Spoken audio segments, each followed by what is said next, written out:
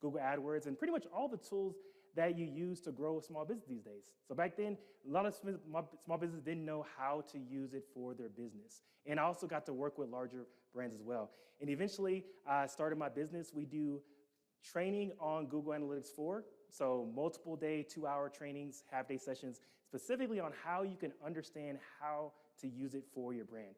And some of our clients include Pattern Beauty, Tractor Supply, Lamar Advertising, and Charles Schwab as well. So throughout this session, I'm going to go over what is new in GA4, as well as what to look out for, and what's it about. How many people in here use GA4 right now? All right. Anybody frustrated with it? Right? Pretty much most people. Okay, so I look to share exactly what you need to know and what really matters within this tool. So whenever I put a picture on social media of myself, I get about 20, 30 likes. But when I put a picture of my family and my son, it gets hundreds of likes. I don't know what it is. So this is my family here. So we live in Houston, Texas. So, all right, so when it comes to search, when it comes to Google Analytics, the objectives haven't really changed. So you have what are the objectives, and you have what are you looking for. You have why people are on your site, you have when people go to your site, and you have what people are doing. So throughout all these changes over the years, something has remained consistent as far as optimization. So when you're looking at your content on GA4, you want to always think about how can you optimize instead of just looking at the data, instead of just looking at what people are doing when they get to your site. How can you optimize and grow, get more revenue, get more leads, get more donations, depending on what you're trying to accomplish. And also, you want to think about different websites, the different categories of websites. So there's so many different uses for Google Analytics. The reason why I use it so much is there's so many different businesses that can use it. So for example, I did a training for Canon, the camera company, and you would think that they want to see the traffic that comes to their site and the people that want to buy their cameras, but in reality, it was more so they wanted to see their intranet. They wanted to figure out what is going on with their employees, what type of content that they post internally that gets the most engagement. So we found out that sometimes people like to engage with birthday posts as far as holidays. So there's so many uses to this tool, whether it's a small business or a large organization. And you want to compare your brand to people that are in your same industry, not just comparing your brand to other e-commerce sites. Example, if you're like a law firm or something like that, you want to compare your site to similar sites. Now let's go over what it's all about. So the people that are new to GA4 or you haven't used it much, it's really about events. So I'm going to go over what it's all about. So for example, events, back when we had Universal Analytics, it was more so if you wanted to track if people clicked on something, if you wanted to track if people download a PDF, you had to implement additional code in order to get that information, right? But now it's a lot easier to do that. So you have a lot of automated events. So events is one of the main areas to focus on when it comes to GA4. And that's why it's so frustrating, because Universal Analytics wasn't like this. But now GA4 is focused on these items. So you have automated events and you have custom events. So for example, if you wanted to track outbound clicks, if you have an external link on your website, and you want to track how many people click on external links, it's automatically tracking that for you. Scrolls automatically tracking, video automatically tracking, but the catch is a lot of times it's not custom to what you want. It's not going to give you details on, for example, what link they clicked outbound. They can show you that it's outbound, but it's not going to give you details. But that's where the custom events come in. So I'll show you how that looks as well. And then we have engagement is an important area when it comes to GA4.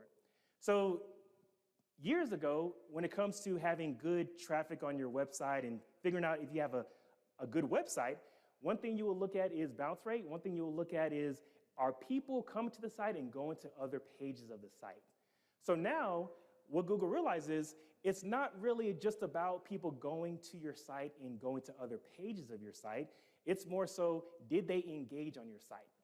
So for example, if you create a landing page for an event coming up, people might just land on that page and click a few buttons and scroll down. That doesn't mean that your landing page is not effective. That just means that it's a different type of website.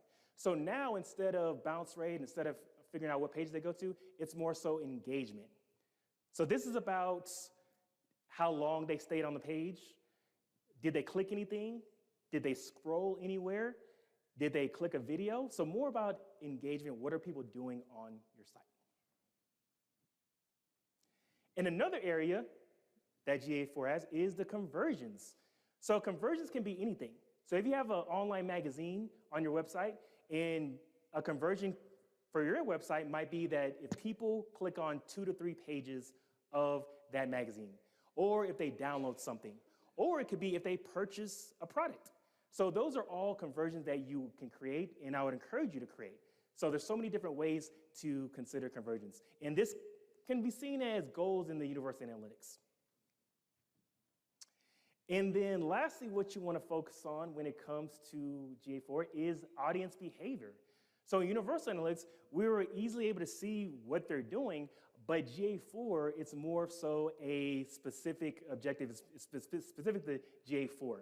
So when it comes to that, you're thinking about not only are people on your site, but who's on your site and what are they doing, when are they dropping off, and the fact that you can create custom audiences to understand how you can better target those people.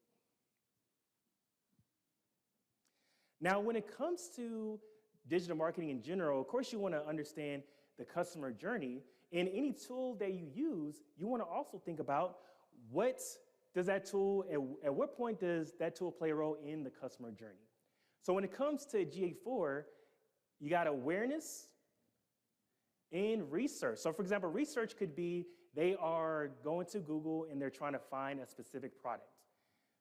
Within GA4, you can go to a tab where it says Search Console, and it'll show you what are people typing in Google to see your website on the search engines. Doesn't mean that they clicked on your website, but it'll show you what did they type in. So basically, Search Console within GA4. So you can see, okay, what are they researching before they get to your site? Comparison and purchase. So at what point did they purchase is an important question to ask, and you can figure that out in GA4.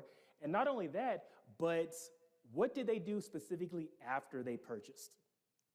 And let's say you have an audience that you create, and that audience could be specifically people that purchased your product already, and then you can see what are they doing after they made that purchase. Or it could be retention.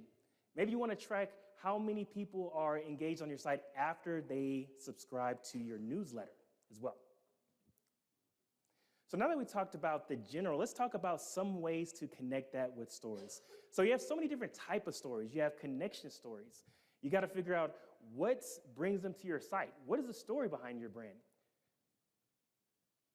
Some people want to feel connected. And within GA4, you can figure out what they want to feel connected with. So for example, one of our customers, we were doing trainings and we found some interesting information. We were able to see what is being searched. Like I said, what's being searched before they get to the website.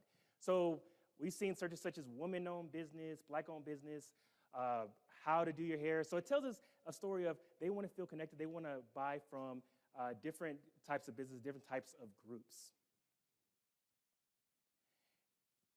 And whenever you're looking at this information on GA4, you want to consider the fact that you don't want to just look at the first column. You want to look at everything.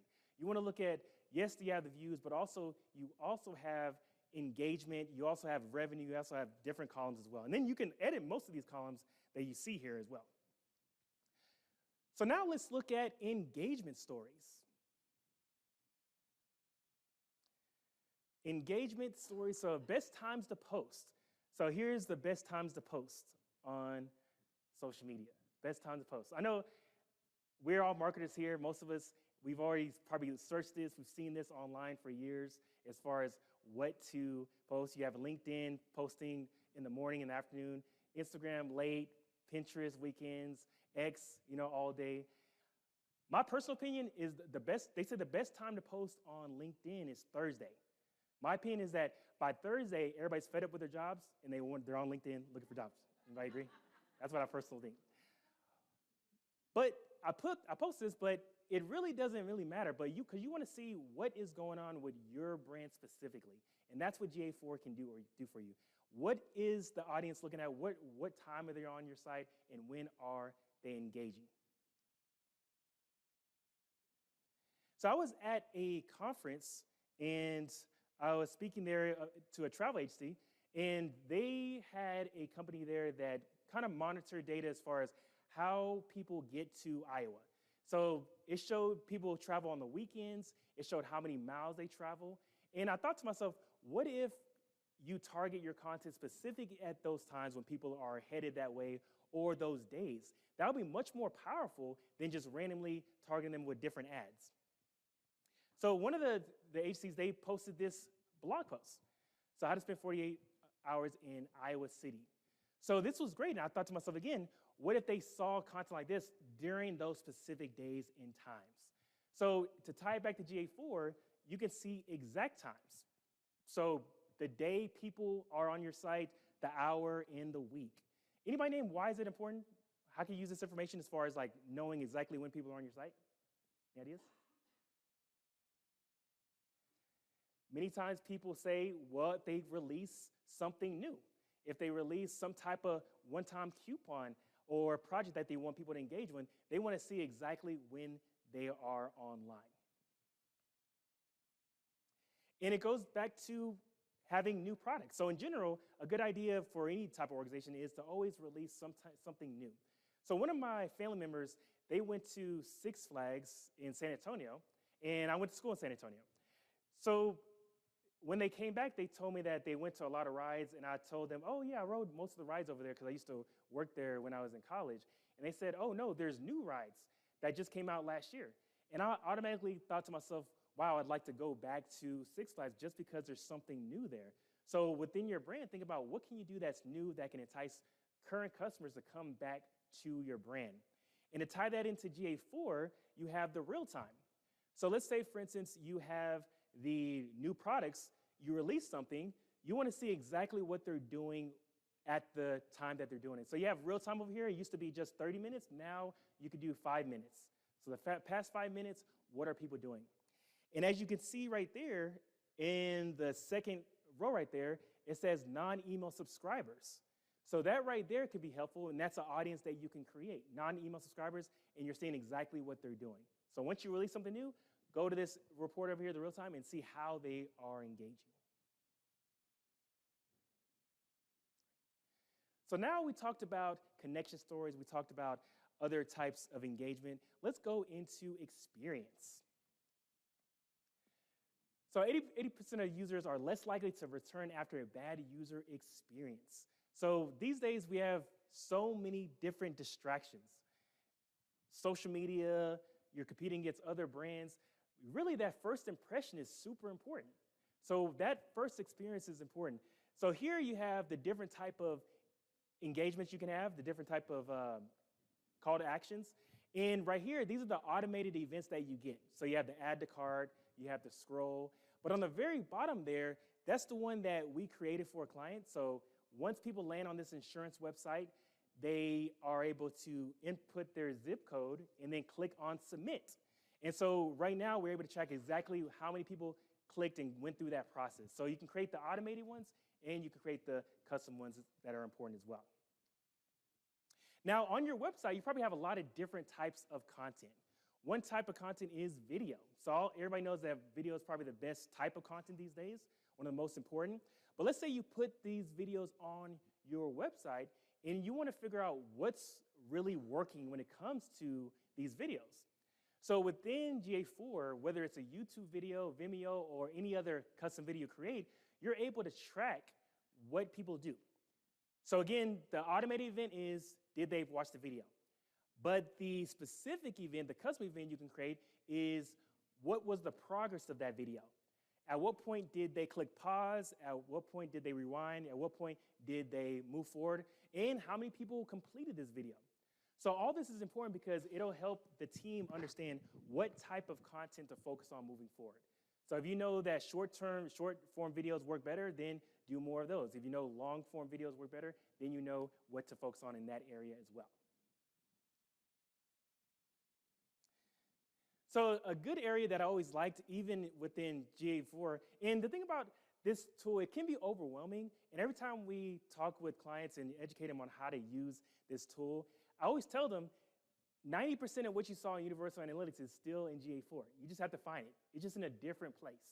So for example, this report right here, you can find it in the reporting area where you can see where people drop off when people land on your site.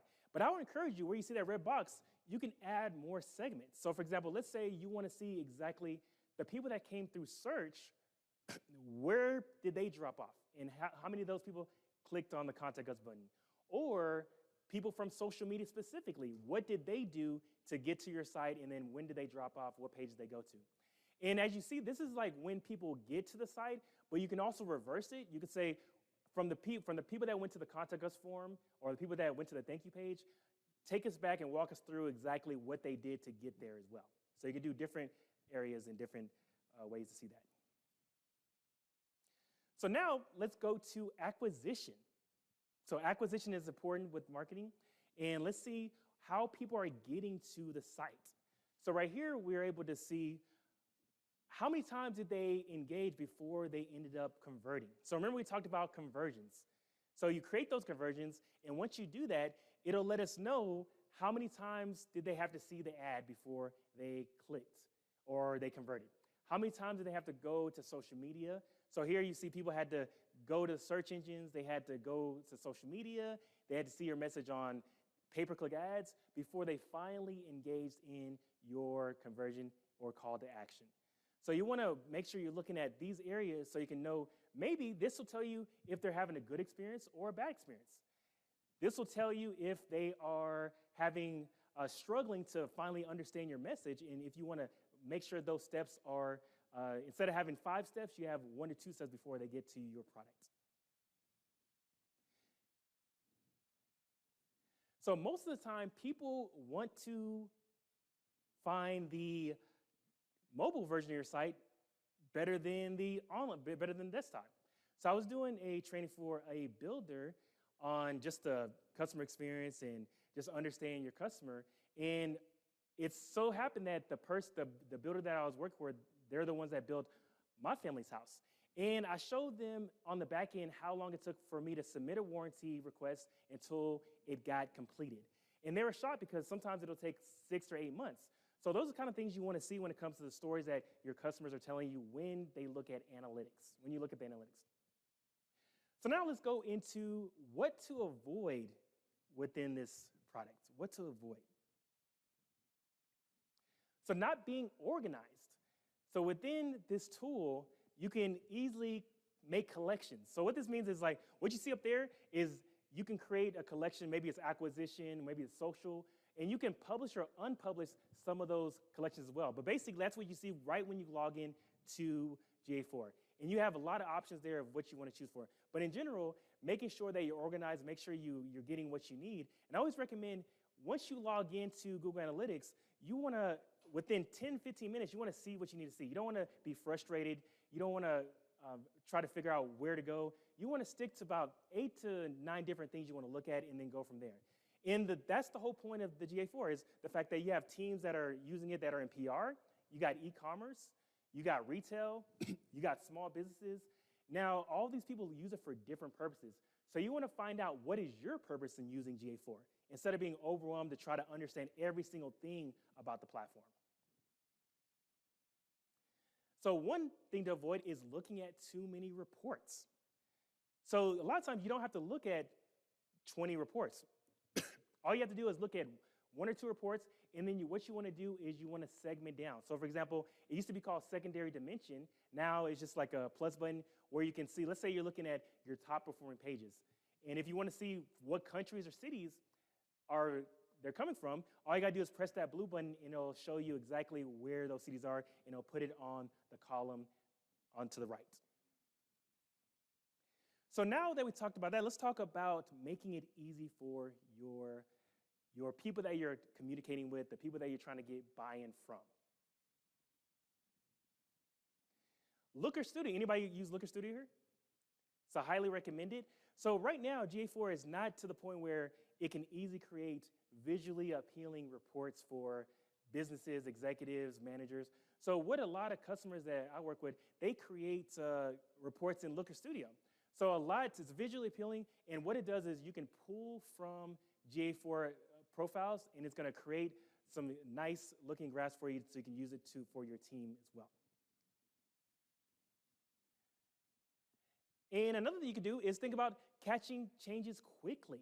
So for example, if you wanted to figure out when there's a huge uptick in your visitors or when there's a lot of downtime when there's as far as social media or content in general, you can get alerted when that happens. So you definitely want to do that.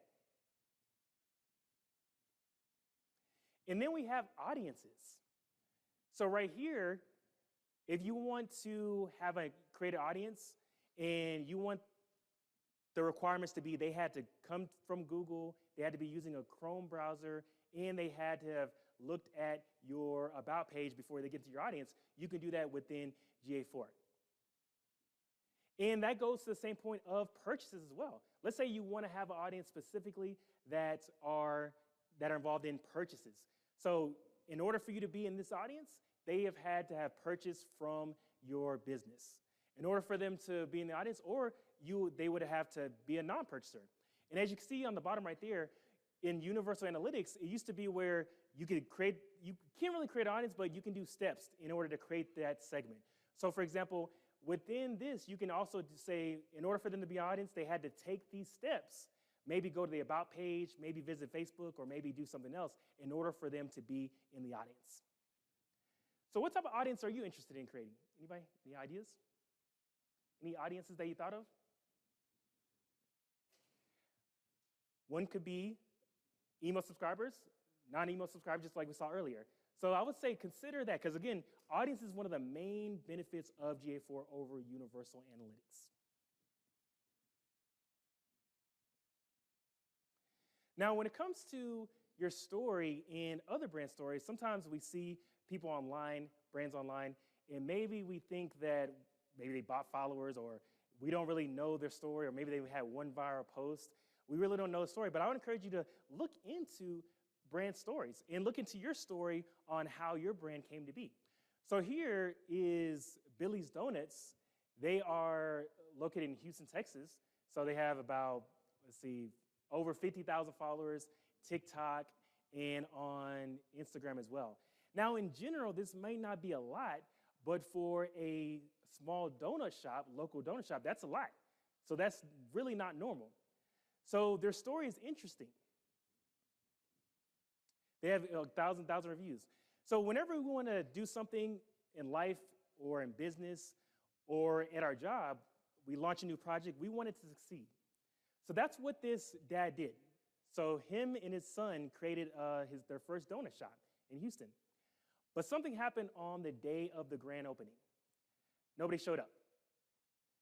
So empty parking lot, had the grand opening sign, empty donut shop. Here it is right here.